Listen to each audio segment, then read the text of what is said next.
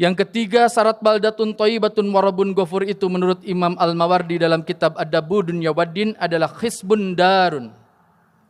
Kesejahteraan itu harus dirasakan oleh setiap pihak.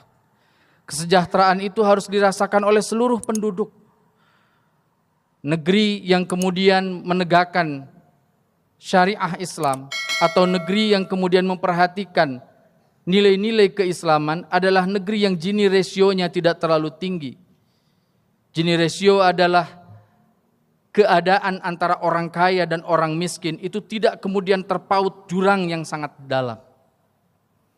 Negeri yang baik itu adalah negeri yang diperkenankan di situ ada orang kaya, tapi orang miskin yang nggak terlampau miskin sampai kemudian mereka tidak memiliki daya beli. Bagaimana strategi Islam untuk menghadirkan khisbun darun? Islam mengajarkan kita kebaikan finansial berupa zakat, infak, sedekah dan wakaf. Dengan zakat kita berbagi dengan orang-orang yang ada di sekeliling kita. Apa fungsi zakat itu? Khudh min amwalihim shadaqatan tutahhirhum wa tuzakkihim biha.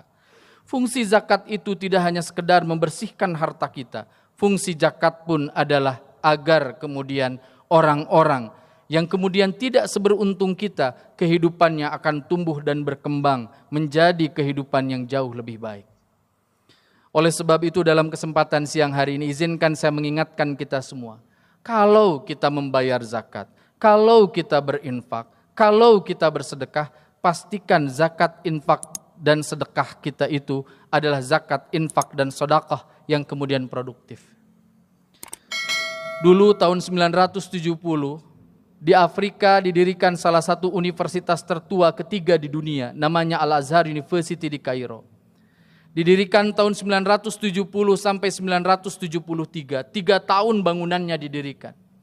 Tanahnya diwakafkan oleh seorang gubernur, lalu kemudian orang-orang kaya mengeluarkan zakat, infak, sedekah dan wakafnya untuk membangun kampus itu.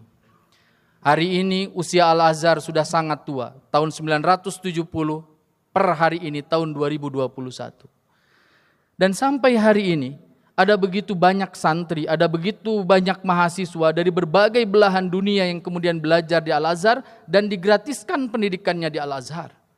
Kenapa hal itu bisa terjadi? Kenapa ada lembaga pendidikan yang baik di saat yang bersamaan pintunya bisa diketuk oleh keluarga-keluarga orang miskin? Itu dikarenakan Al-Azhar dibangun oleh orang-orang yang memiliki kesadaran berzakat, berinfak, bersedekah dan berwakaf. Mudah-mudahan saja success story yang kemudian ditunjukkan oleh Al-Azhar bisa dilakukan di kota Bandung ini. Kita melihat ada begitu banyak sekolah-sekolah Islam yang baik, sekolah-sekolah Islam yang keren, sekolah-sekolah Islam yang berkualitas. Tapi kita di saat yang bersamaan agak sulit melihat ada sekolah-sekolah yang baik itu, lalu kemudian pintunya bisa diketuk oleh keluarga-keluarga dari keluarga yang tidak berpunya. Ini adalah tanggung jawab kita semua, khisbun darun, bagaimana kemudian kita bisa mendistribusikan kesejahteraan bagi seluruh masyarakat yang ada.